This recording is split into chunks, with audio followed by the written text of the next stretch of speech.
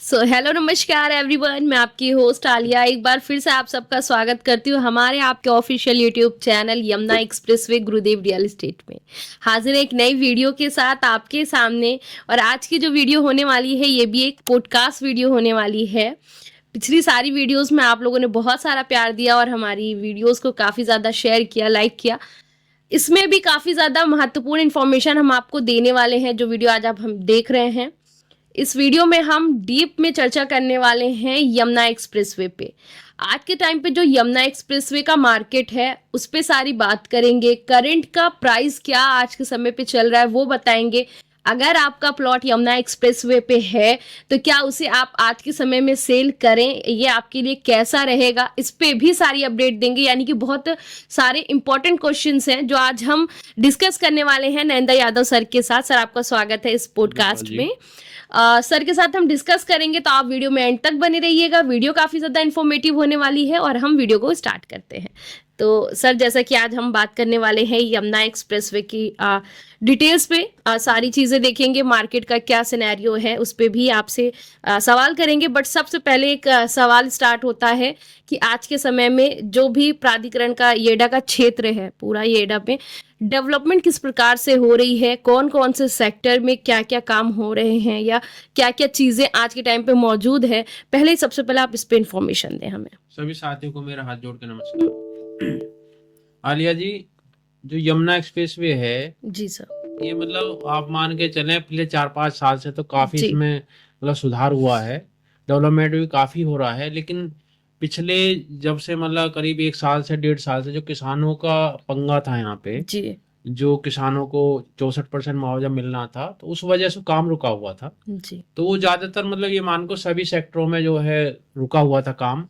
तो वो 30 भी जब करने जाती थी, मान लो ठेकेदार को कोई मान लो ठेका देना है या कुछ भी करना, तो उसमें कहीं ना कहीं रोड आ जाती थी जमीन जी। कि मान लो कोई रोड बननी है तो उस रोड में मतलब 1 किलोमीटर की रोड है, उसमें 300 मीटर के 2 टुकड़ों में क्लियर है, 300 मीटर का जो एक टुकड़ा है वो क्लियर नहीं है। तो उसमें मतलब उसको ठेकेदार को भी काम करने में हर किसी को बड़ी दिक्कत होती थी। लेकिन अब क्या है कि देखो, पहले O30 के पास पैसा भी काफी है, अब जी। O30 के पास पैसे कोई प्रॉब्लम नहीं है।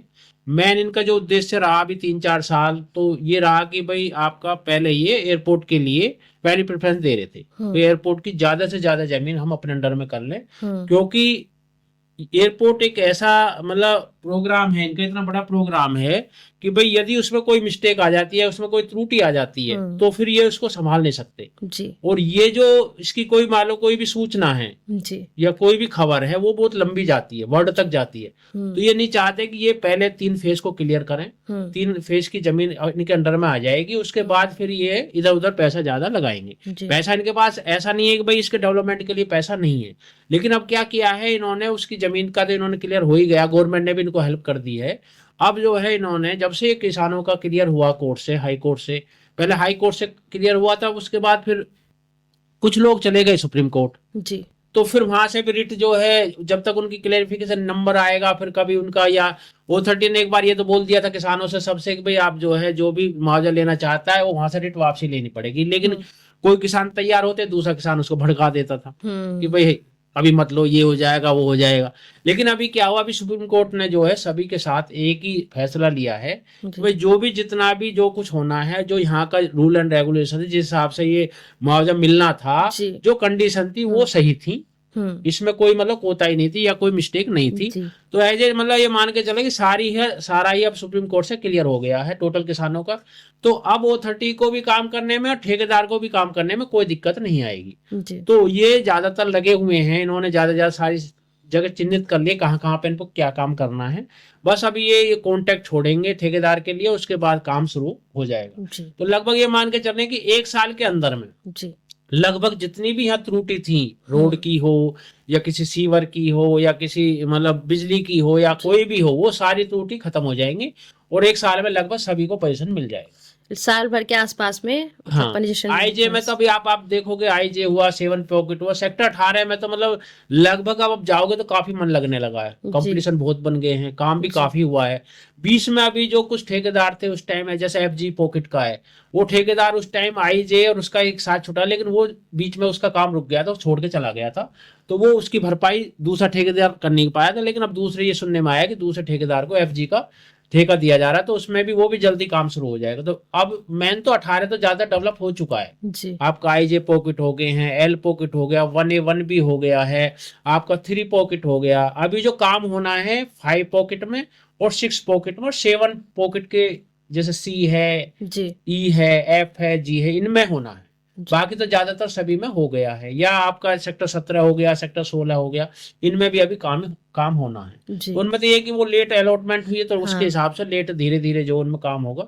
लेकिन ये है कि सेक्टर 20 में अभी डेवलपमेंट होने के ज्यादा चांस है, क्योंकि सेक्टर 20 बड़े सेक्टर भी, सेक्टर बड़े वो प्लॉट भी है उसमें, और उस पर ज्यादा ध्यान दे रहे हैं, क्योंकि 20 में अभी डेवलपमेंट उतना हुआ नहीं है जितना होना चाहिए था। जी O30 की तो ये संज्ञान है कि भाई 20 में ज्यादा काम होना था, क्योंकि वहाँ बड़े प्लॉट भी हैं। जी लेकिन जितना एरिया 20 सेक्टर 20 का, उस हिसाब से डेवलपमेंट नहीं हुआ। तो इन्होंने अब प्लान बनाई है, जो बोर्ड मीटिंग में, जी बोर्ड मीटिंग होने वाली है, उसमें ये डिसाइड होगा कि 20 में ज्यादा काम कराएंगे, क्योंकि 18 में तो ऑटोमेटिक काम ऑलरेडी ज्यादा हो जी चुका है। जी तो और सर ये सेक्टर 22D का भी थोड़ा अपडेट करें, इसमें करंट में क्या डेवलपमेंट चल रही है, कुछ काम हो रखा है या आज के समय का वहाँ का क्या देखो स्टेटस? 22D में तो सेक्टर तो मतलब ब्लॉक तो काफी हैं। हाँ उसमें ए और बी पॉकेट उन्होंने पहले अलॉट किए थे 2015 में। जी तो उसमें क्या हुआ था, 2015 में अलॉटमेंट करने के बाद फिर इनको जगह में कुछ में किसानों की दिक्कत आई थी, जैसे सब जगह थी, जी 18-20 जी में थी ऐसी वहां पे ही। जी तो वो चीजें सब क्लियर हो गई है, तो इन्होंने 18-20 में मतलब ए और बी पॉकेट जो है, इसके क्या नाम है आपका, 162 मीटर 120 मीटर के 22D में, वो ज्यादातर क्लियर हो गए, 90% क्लियर हो गए, 10% है वो अब सब क्लियर हो जाएंगे। बाकी इन्होंने अभी मतलब सी और डी पॉकेट है, उनमें भी इन्होंने काम शुरू कर दिया। कुछ लोगों के जो है अब कंप्लीट मतलब रजिस्ट्री होनी शुरू हो गई है, उनके लिए भी लेटर आने शुरू हो गए। डी ब्लॉक में हमारे पास भी कई क्लाइंटों को फोन आए कि भाई डी ब्लॉक में हमारा रजिस्ट्री का लेटर आ चुका है। तो अभी धीरे धीरे डेवलपमेंट हो रहा है, क्योंकि सी और डी इनमें वैसे कोई पेच नहीं है, सिर्फ यही था किसानों का पेच था, ये अब हट गया। तो यहाँ जल्दी से जल्दी सबको डेवलपमेंट मतलब मिल जाएगा, अब सब फटाफट रजिस्ट्री करा सकते हैं। रजिस्ट्री कर सकते हैं। सर काफी इम्पोर्टेंट क्वेश्चन है इस टाइम पे, जो मार्केट हम और आप देख रहे हैं, लोग भी देख रहे हैं जो यहाँ से जुड़े हुए हैं, लोग एक तरह से कंफ्यूज्ड हो रखे हैं इस टाइम पे कि करना क्या है, मींस परचेज करें या सेल करें या वेट करें, मतलब क्या करें, लोगों को समझ में नहीं आ रहा। तो एज अ एक्सपर्ट, क्योंकि आप तो यहाँ पे बहुत साल से बने हुए हैं, देख रहे हैं, काम कर रहे हैं, आप क्या सजेस्ट करेंगे लोगों को कि क्या इस टाइम पे करना उनके लिए बेटर रहेगा? देखो आलिया जी, क्या है कि लोग क्या है ना, अभी यमुना को शॉर्ट टाइम से देख रहे हैं, जी और हमने ग्रेटर नोएडा को लॉन्ग टाइम में देखा है। जी हम ग्रेटर नोएडा में जब रेट चल रहे थे तो हम खुद सोचते थे यार इतना अच्छा ग्रेटर नोएडा है, लेकिन रेट यहीं इंक्रीज नहीं होते हैं। जी जबकि हम मेरठ जा रहे हैं, आपका बुलंदशहर, कहीं भी देहात के क्षेत्र उधर जाते थे हम कस्बों में, तो वहाँ रेट ऑटोमेटिक इससे ज्यादा होते थे। जबकि हम कहते थे यार ग्रेटर नोएडा तो बहुत सुंदर जगह है, ये है वो, वहाँ रेट क्यों नहीं बढ़ते हैं? क्या होता है कि लोग क्या है कि जो ग्रेटर नोएडा में पहले हम जैसे रह रहे थे, जी कुछ लोग तो ग्रेटर नोएडा की तरह से सोच रहे हैं, जी कुछ लोग क्या है कि और अदर मतलब आप मानो दिल्ली के हिसाब से सोच रहे हैं, कोई फरीदाबाद के हिसाब से सोच रहा है, कोई किसी के हिसाब से सोच रहा है, कोई किसी के हिसाब से सोच रहा है। और यमुना जो जगह है वो नई जगह है। जी तो यमुना का जो है, जो बारीकी से अध्ययन कर रहा है, जो आदमी रेगुलर वहां काम कर रहा है, वही उसका रिजल्ट दे सकता है। बाकी जो लोग सोच रहे हैं, समझते रहे, मतलब दिमाग में कुछ आता है, होता कुछ है, तो वो वहां तक पहुंच भी नहीं पाते। जी हमारा भी जो अनुमान हम लगा पाते हैं, वो भी इसलिए लगा पाते हैं क्योंकि हम रेगुलर जमे हुए हैं वहां पे। जी हमारी हर प्लॉट पर नजर है, हर अथॉरिटी की हर एक्टिविटी पर नजर है, एयरपोर्ट में क्या काम हो रहा है उसकी नजर है, आपका फिल्म सिटी में क्या काम हो रहा है, इंडस्ट्री कौन कौन सी आ रही है। अब ज्यादातर लोगों को इंडस्ट्री की नहीं पता, भाई कौन सी इंडस्ट्री है, क्या है, कैसे। हमें एक एक इंडस्ट्री की पता है कि कौन सी इंडस्ट्री आ रही है, कब आ रही है, उसने कितना एरिया लिया हुआ है, कब डेवलपमेंट हो जाएगा। तो हमको हर चीज की पता है कि भाई हमें ये चीज जब होने वाली है और ये रेट जब आने वाले हैं। जी ग्रेटर नोएडा आप मान के चलो, कभी भी हम तो यहाँ के मास्टर रहे हैं, लेकिन हमको भी ये नहीं पता था कि इतना रेट ग्रेटर नोएडा का बढ़ेगा। जी ग्रेटर नोएडा का इतना रेट बढ़ा है कि हम सपने में भी नहीं सोच सकते। लोग जो जिन्होंने मतलब हम यमुना की तो कहते थे लेकिन ग्रेटर नोएडा की नहीं कहते थे, ग्रेटर नोएडा में इतना रेट बढ़ेगा। तो ग्रेटर नोएडा में तो देखो यमुना के मुकाबले डेवलपमेंट हो गया है ज्यादा, लेकिन जितनी मतलब सुविधाएं या जितने भी प्रोजेक्ट वहां आएंगे उतने प्रोजेक्ट ग्रेटर नोएडा में अभी नहीं है और नहीं आए हैं जी। तो इसलिए आप देखो क्या होता है कि जब लंबी मार्केट चलती है, मार्केट को आप मान के 4 से 2019 से मार्केट चल रही है, 2000 मार्केट से आकर 2024 के जून में जाके मार्केट रुकी है, तो लगभग 5 साल मार्केट चली है जी। जून जुलाई 2019 से शुरू होके आपका 2024 जून जुलाई तक चली है। 5 साल लगातार मार्केट चलने के लिए तो कुछ गैप तो चाहिए, हर किसी को फुर्सत चाहिए, डीलर को भी फुर्सत चाहिए, फाइनेंसर को भी फुर्सत चाहिए, आपको मतलब हर किसी को ये कि भाई अब सोचने समझने का अभी तक तो समय नहीं मिला था, 5 साल तो सोचने समझने का समय ही नहीं मिला था, अपने क्लाइंटों को समझाना। अभी क्या था कि भाई हम क्लाइंटों को अपनों को जो दे रहे थे वो इस बेस पर दे रहे भाई बढ़ रही है बढ़ रही है बढ़ रही है बढ़ रही है, लेकिन अब क्या है कि अब दूसरा सेमेस्टर शुरू हो गया है। एक तो यमुना का सेमेस्टर जो था वो ये था कि भाई आपका एयरपोर्ट तक हमने सबको प्लॉट दिए, बोला जी बढ़ेगी बढ़ेगी, एयरपोर्ट आ रहा है एयरपोर्ट आ रहा है एयरपोर्ट आ रहा है एयरपोर्ट आ रहा है। अब अप्रैल में एयरपोर्ट आने वाला है। अब लोगों के क्या सेकंड पारी शुरू हो चुकी है, सेकंड पारी में अब लोग सोच रहे हैं भाई एयरपोर्ट के बाद क्या होगा। जब एयरपोर्ट आ जाएगा, एयरपोर्ट पे लोग आना जाना शुरू हो जाएंगे, फ्लाइट शुरू हो जाएंगी, उसके बाद क्या होगा।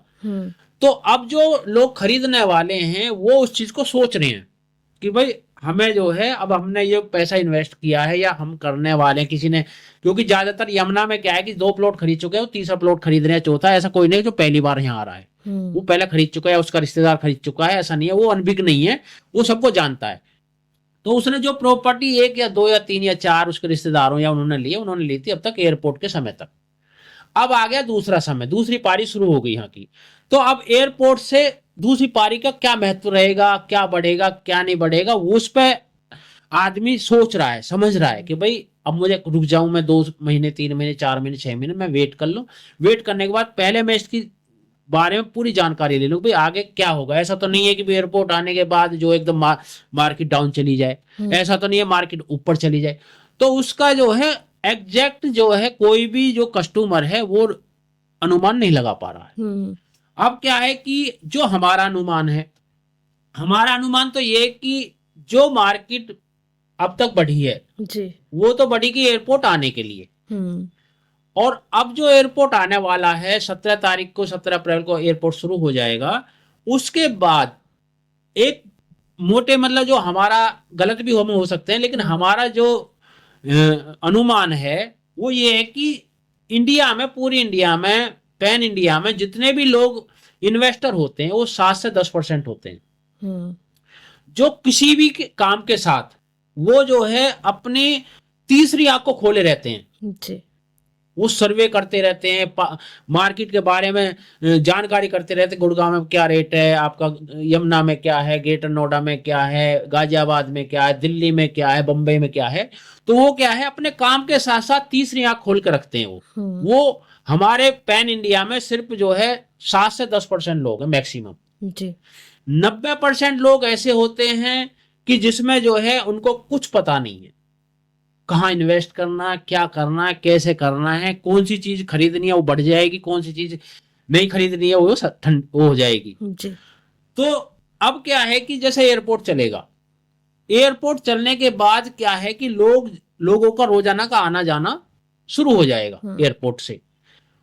और जो एयरपोर्ट पर देखो आ रहा है या एयरपोर्ट से जुड़े हुए कामों से आ रहा है, तो उसकी हर आदमी की इतनी कैपेबिलिटी तो बनती है कि 2 करोड़ 4 करोड़ 6 करोड़ 10 करोड़ रुपए वो इन्वेस्ट कर सकता है जी।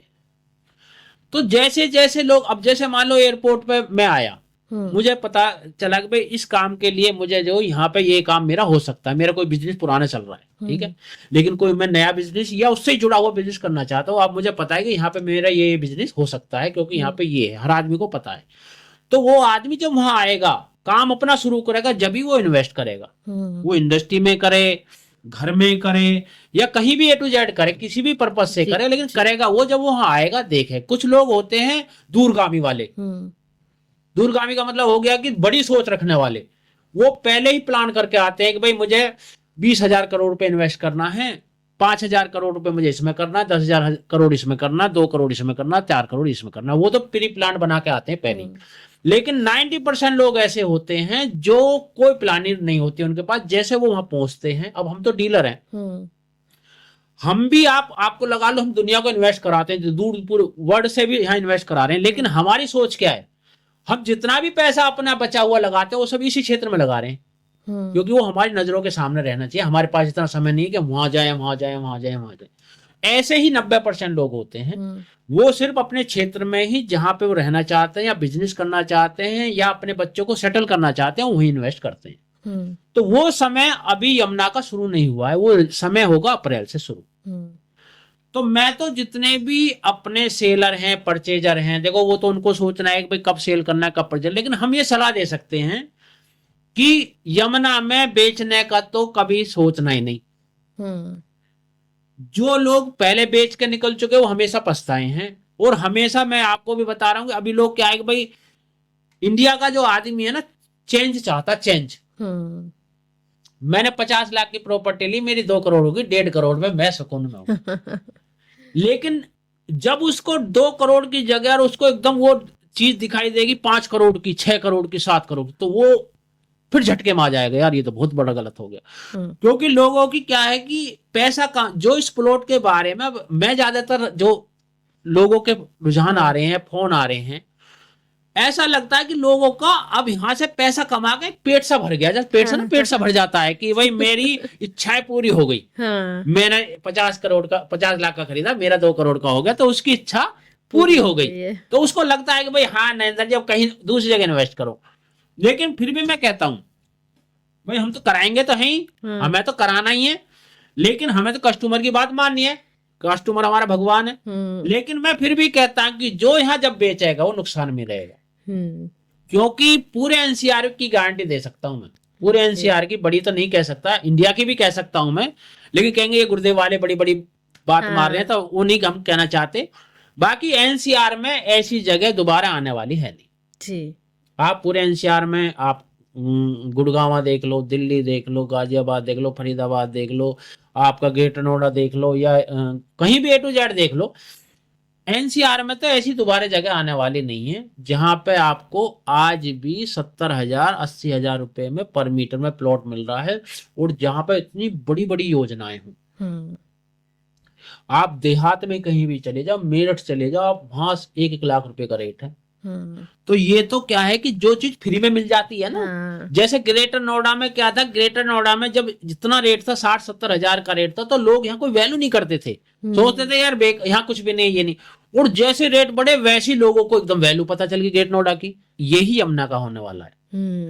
क्योंकि क्या होता है कि जब लोगों का रेट बढ़ जाता है और फिर उसमें ठहराव आता है 6 महीने का, 8 महीने का, 10 महीने का, तो लोगों को महसूस होता है यार अब हो गया यहाँ का जो कुछ होना है। लेकिन जब भी ध्यान रखो, जब भी 5 साल 4 साल आप मार्केट कहीं चल रही है, उफान पे मार्केट चल रही है, तो आपको ठहराव तो मिलेगा ही। वो जो ठहराव होता है वो अगले आने वाले समय के लिए बहुत अच्छा होता है। तो ये तो मैं तो यही कहूंगा अपने व्यूवर से कि बिल्कुल भी बेचने की तो सोचा नहीं। वही आदमी बेचे जिसको कहीं अपना मजबूरी में प्रॉपर्टी बेचनी है। भाई मुझे दूसरा काम करना, मुझे इसके बगैर नहीं। देखो प्रॉपर्टी जो होती है सिर्फ बात या स्वाद के लिए होती है, बड़े बुढ़े ने कहा होता है बात क्या स्वाद के लिए प्रॉपर्टी होती है। तो मैं तो यही कहूंगा कि प्रॉपर्टी बेचने वाली तो यमुना की तो है ही नहीं जी। अब आ जाती है, अब तो ये तो थी बेचने वाले की बात, अब आ जाती है खरीदने वाली। अब खरीदने वाला क्या है कि खरीदने वाला असमंजस में ये है कि यार रेट पिछले जून से डाउन है, बढ़ नहीं रहा है। जब क्या होता है, जब भी हम कोई प्रॉपर्टी रेगुलर चलती है 4 या 5 साल या 6 साल, तो फिर क्या होता है कि एक बार यदि मार्केट रुक जाती है तो फिर जो कस्टमर लेने वाला होता है या मार्केट में खड़ा होता है वो मार्केट में रुक जाता है कि भाई आज मार्केट का ये रेट है और शायद मार्केट इससे डाउन जाएगी जी। और सोचता रहता टाइम की उसे कोई दिक्कत नहीं है।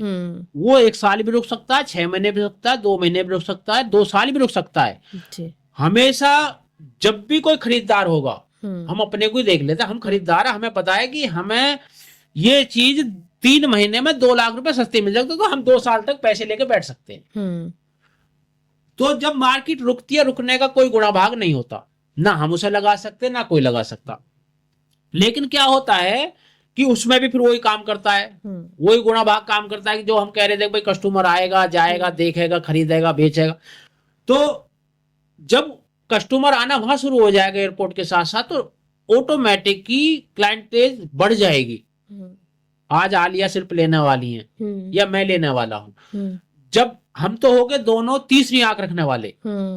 लेकिन और जो लोग हैं, मान लो हमारे ऑफिस में 20 लोग हैं 35 लोग हैं, वो कभी बात ही नहीं करते खरीदने बेचने की, नहीं करते ना ऑफिस में। हम आप बात करते हैं लेकिन और नहीं बात करता, स्टाफ हमारा बात नहीं करता।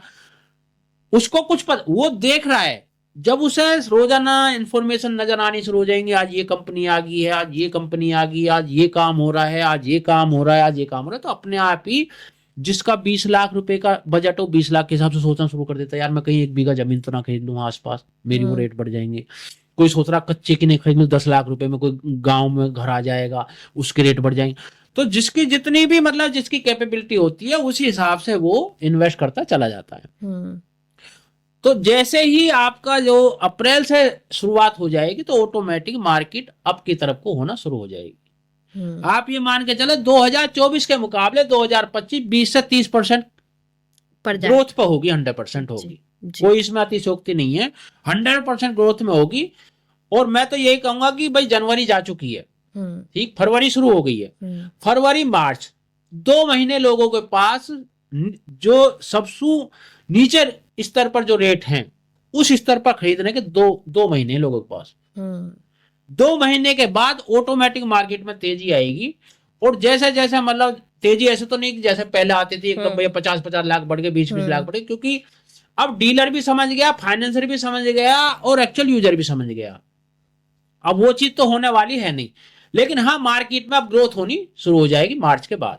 क्लोजिंग का टाइम है, क्लोजिंग के टाइम पे सारे क्लोज करके 2025 में फिर आदमी जो इन्वेस्ट करता है वो नई शुरुआत करता है, नई सिरे से शुरुआत करता है। और जैसे एयरपोर्ट आ जाएगा तो डे बाय डे पॉजिटिव होना शुरू हो जाएगी। फिल्म सिटी का भी फाइनल हो गया, आपका एयरपोर्ट भी हो गया।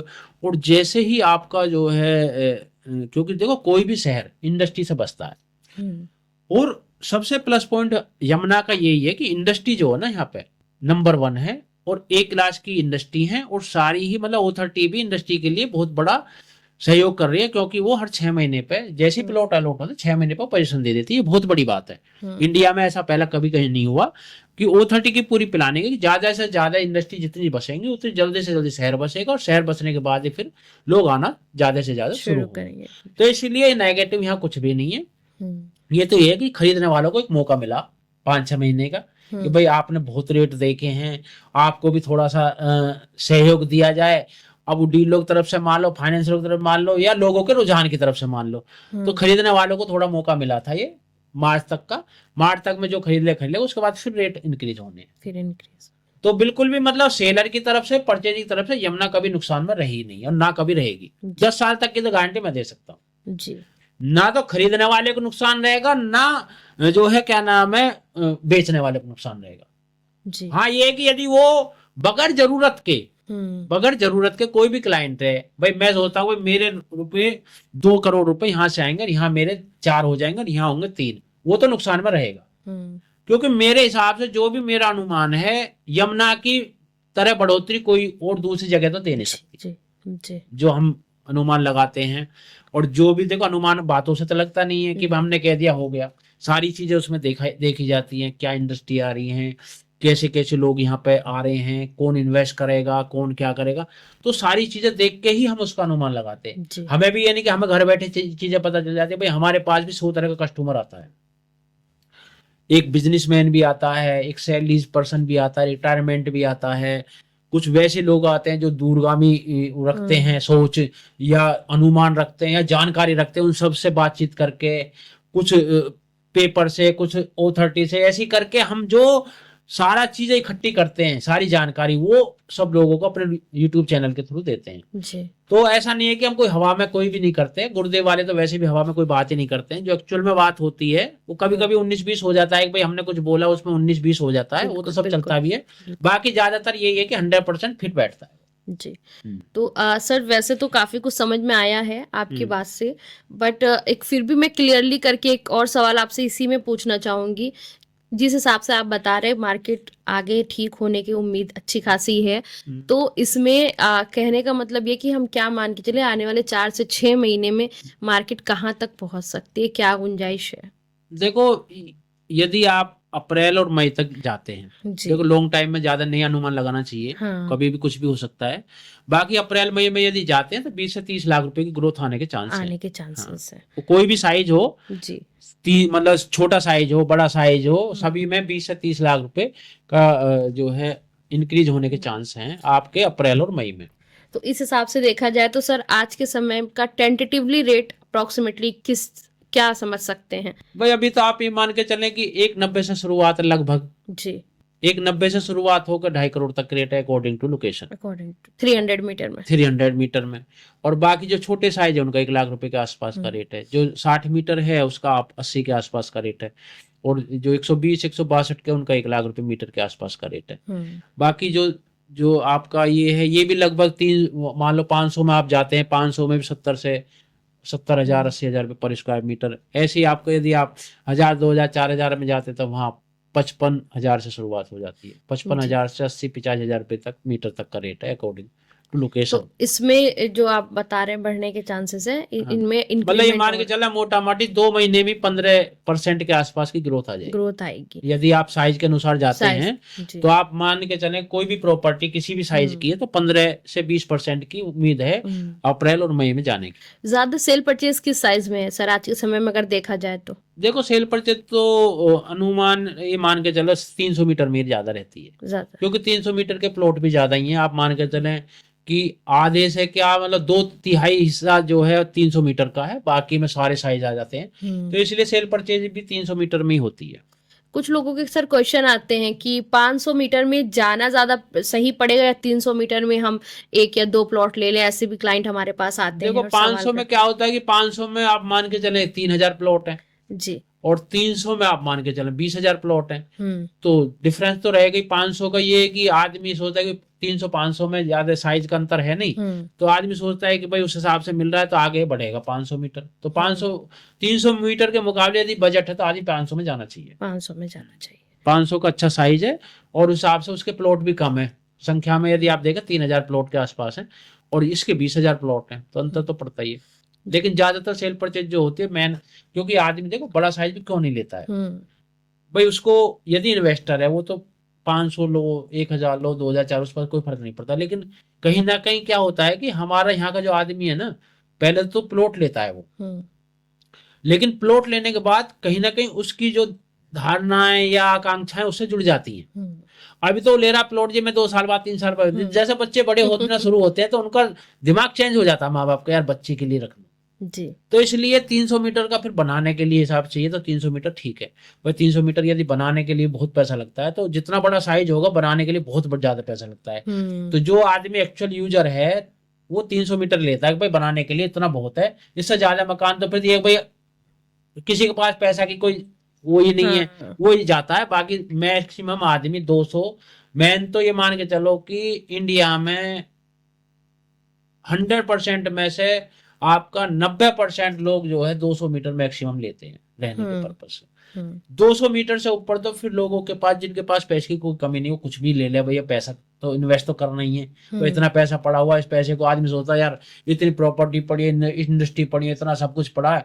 एक घर ऐसा होता है जो जिसमें मैं रहता हूँ, तो आदमी सोचता है घर अपने मतलब आलीशान ही बनाता है। तो वो तो हो गया जिनके पास पैसा की कोई कमी नहीं है।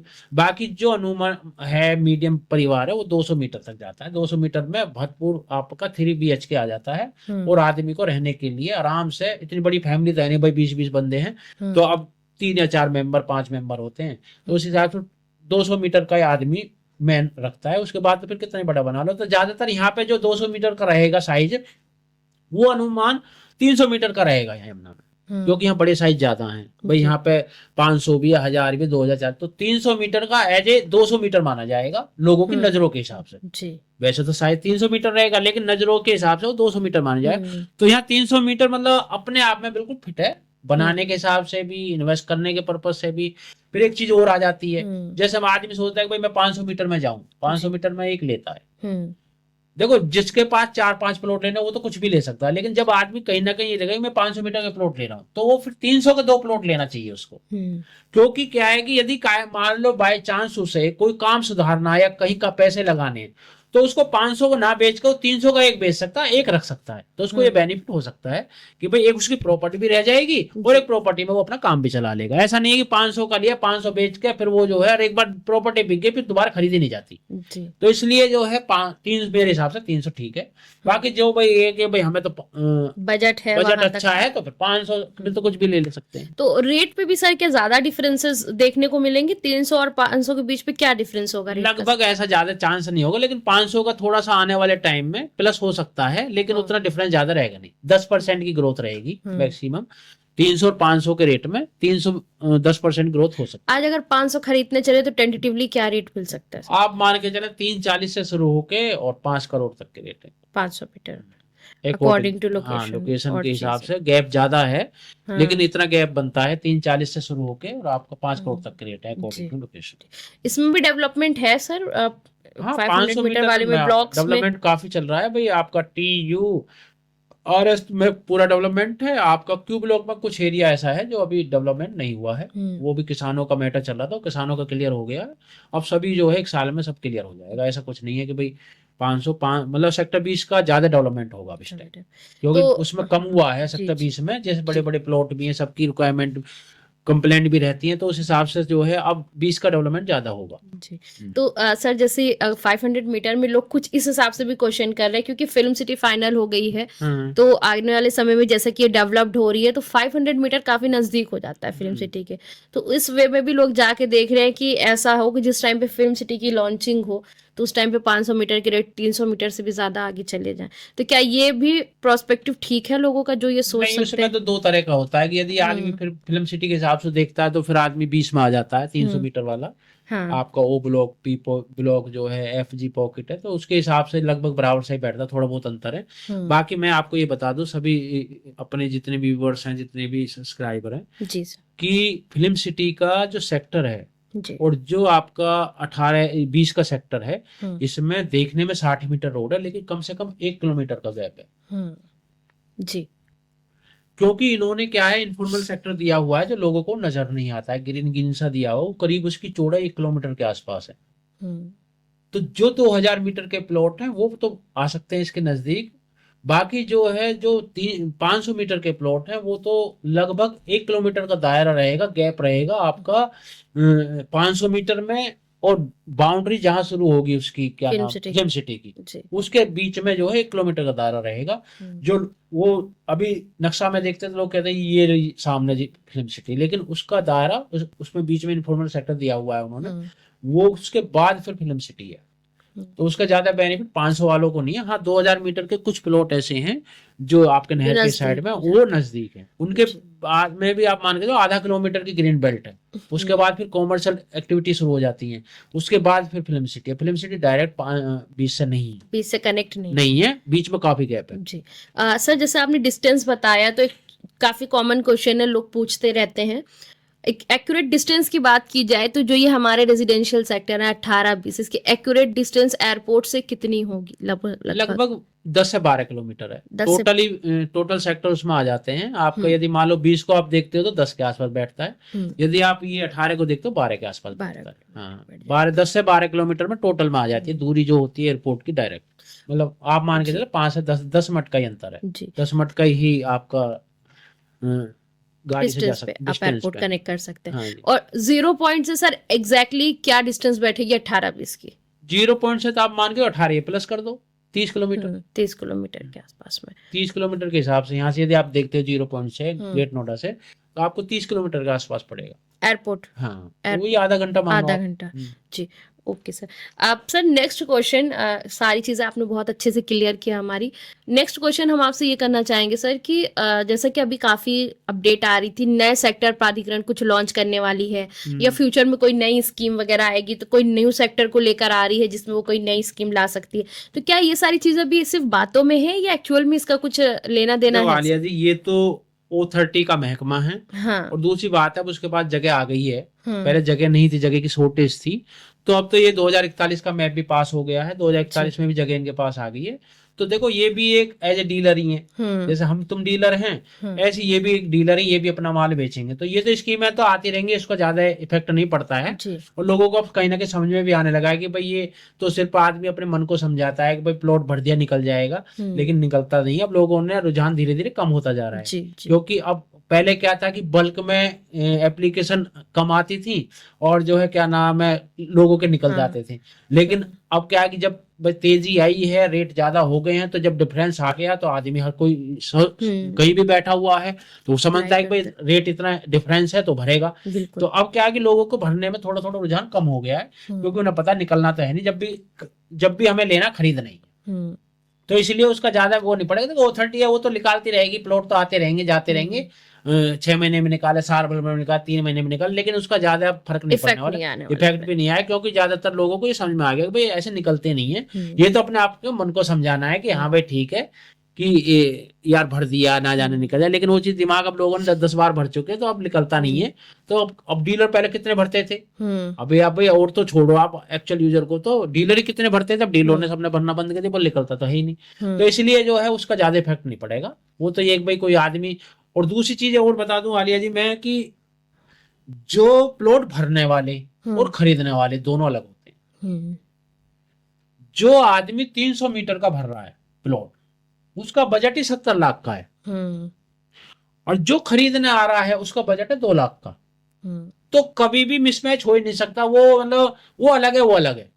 ये तो आदमी अनुमान लगा लेता है यार एप्लीकेशन आई, आपने देखा कितनी एप्लीकेशन, 1 लाख लोग आते हैं, 1.5 लाख लोग एप्लीकेशन भरते हैं, कितने लोग खरीदते हैं हम तुमसे? कोई नहीं खरीदता ना भाई। एप्लीकेशन आती है, लोग राजी होते हैं, भाई अब मार्केट चलेगी, अब जो इतने लोग खरीदने वाले हैं, कितने लोग, एक भी नहीं खरीदता। बिल्कुल। जो उस टाइम हमसे जो है क्या नाम है खरीदने वाले होते हैं, और वो भी रुक जाते हैं कि भाई ना जाने 10-20 लाख रुपए का हमें प्रॉफिट हो जाए, मार्केट डाउन हो जाए, वो रुक जाते हैं, वो ही खरीदते हैं फिर।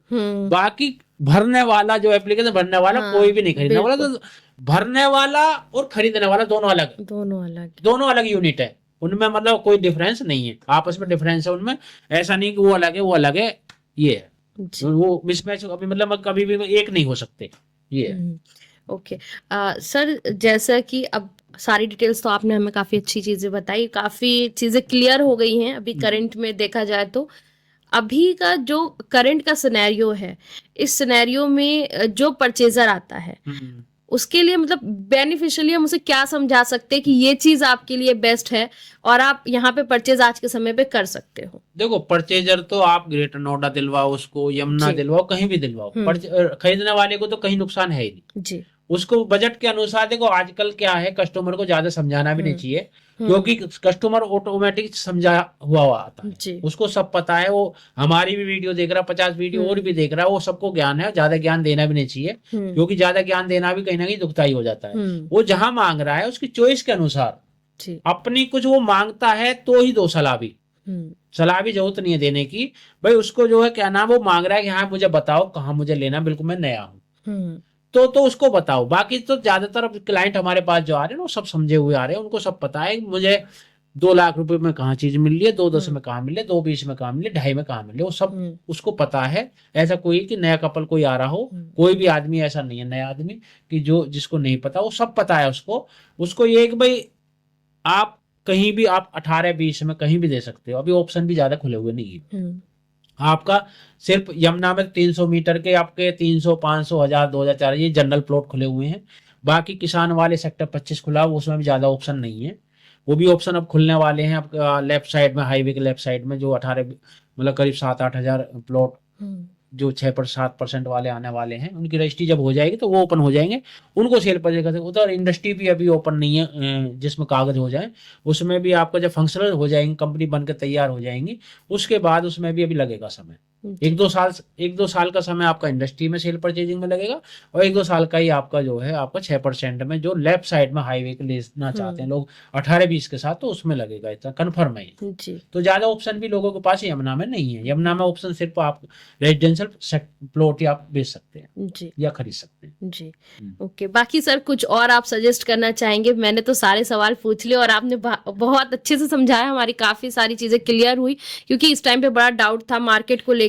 तो आई थॉट कि आप सबके भी जो भी डाउट रहे होंगे वो भी यहाँ पे क्लियर रहे हुए होंगे। जो क्वेश्चन मैंने पूछे वो सब आपके बीच से ही क्वेश्चन आए थे हमारे पास कमेंट के थ्रू, और हमने उसी पे आज डिस्कशन किया हुआ है।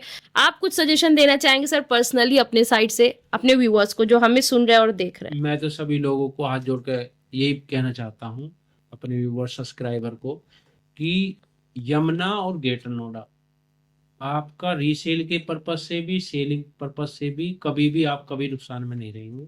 आप बिल्कुल फ्री माइंड होके, मैं बार बार भी यही बात बोलता हूँ कि आज ही नहीं बोल रहा, बार बार ये चीजें बोलता हूँ कि कभी भी आपको, सेलर को तो हमेशा देखो नुकसान रहेगा बेचने के हिसाब से, उस और परचेजर को तो कभी नुकसान होगा नहीं कभी भी, लेकिन सेलर को भी मजबूरी में यदि कोई बेच रहा है तो बेच सकता है। बाकी जो है ग्रेटर नोएडा और यमुना में इतने बड़े बड़े प्रोजेक्ट हैं, आपको कभी भी जो है ये महसूस नहीं होगा कि भाई हमने गुर्दे वालों की बात मानी थी और कहीं ना कहीं लॉस में रहे। मार्केट में थोड़ा बहुत उतार चढ़ाव आता है और होना भी जरूरी होता है। रात नहीं है तो दिन नहीं है, दिन है तो रात नहीं है। तो इसलिए जो है फेरबदल थोड़ा बहुत आना चाहिए, जब भी जिंदगी का मजा होता है। एक सी जिंदगी चलती रहे तो उसमें भी कोई मजा नहीं आता है। ऐसी प्रॉपर्टी का काम होता है, प्रॉपर्टी में भी थोड़ा उतार चढ़ाव होने जरूरी है, जिसी में उसी के हिसाब से आदमी असली जो है मतलब एक्चुअल यूजर भी या फाइनेंसर भी जो है अपने दिमाग को सेट बैठा के वो इन्वेस्ट कर सकता है। तो मैं तो अपने सभी भाइयों से यही कहूंगा कि आप बिल्कुल यमुना की तरफ से फ्री माइंड रहें। आपको किसी भी उसमें ज्यादा सोचने नहीं, क्योंकि यमुना में नुकसान में वही रहता है जो ज्यादा दिमाग लगाता है। जो यदि आदमी सही दिमाग लगा के, कम दिमाग लगा के इन्वेस्ट करता है या सेल करता है, वो कभी नुकसान में नहीं रहता। बिल्कुल। तो बाकी हमारी वीडियो में आज में हम जो भी हमारा टॉपिक था यमुना का आपने सुना, और हमने एक एक चीज़ें बड़ी बारीकी से आपके सामने रखी है। आप इसके सिवा भी जो क्वेश्चन हमसे डिस्कस करना चाहें, जिस पे आप सर की राय जानना चाहें, कोई एडवाइस चाहिए आपको, तो आप कमेंट सेक्शन में हमसे ज़रूर उस चीज़ को पूछें। हम नेक्स्ट वीडियो जब भी अपनी बनाएंगे तो आपके उस सवाल को उस वीडियो में ज़रूर से ऐड करेंगे, और उम्मीद करते हैं कि आपको हमारी ये वीडियो अच्छी लगेगी। नेक्स्ट वीडियो में इसी तरह से हमारे साथ बने रहिएगा। आज की वीडियो को हम यहीं पे करते हैं एंड, मिलेंगे नए वीडियो में नए टॉपिक के साथ। साथ ही साथ वीडियो आपको हमारी अच्छी लगती है तो इसे लाइक शेयर एंड हमारे चैनल को सब्सक्राइब जरूर से करिएगा, एंड कमेंट बॉक्स में अपने एडवाइस जरूर से दीजिएगा। Thank you so much.